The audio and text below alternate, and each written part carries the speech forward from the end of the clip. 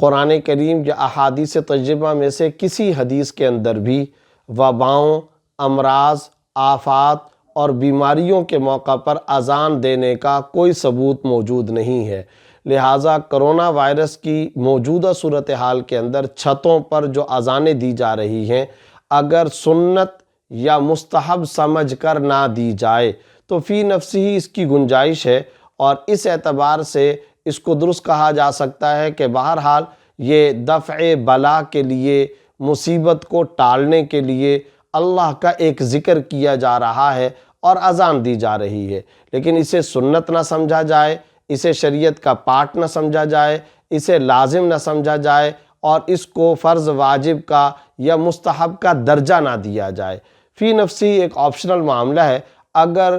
بعض لوگ یہ کام کرتے ہیں اور اذان دیتے ہیں تو شرعاً اس کو بدعت یا ناجائز یا حرام نہیں کہا جائے گا، بس یہ اللہ رب العزت کا ایک ذکر ہے، ایک دعا اور ذکر خدا کا ایک ذریعہ ہے۔ اگر اپنے طور پر کچھ لوگ یہ کام کرنا چاہتے ہیں یا کرتے ہیں تو ان کو ممانعت نہیں کی جائے گی، لیکن بہرحال اس کی وضاحت ذہنوں کے اندر ہونی چاہیے کہ سنت رسول صلی اللہ علیہ وسلم سے یہ ثابت نہیں ہے۔ فی نفسی ہی جائز اور آپشنل معاملہ ہے۔ اگر کچھ افراد اس کو کرتے ہیں تو اس موقع پر اختلافی یا تنازع کی صورت یا ایشو بنانا درست نہیں ہوگا، نہ ہی اس کو ناجائز یا بدعت اور غلط کہا جائے گا۔ کوئی اگر کرتا ہے تو اپنے طور پر یہ کر سکتا ہے۔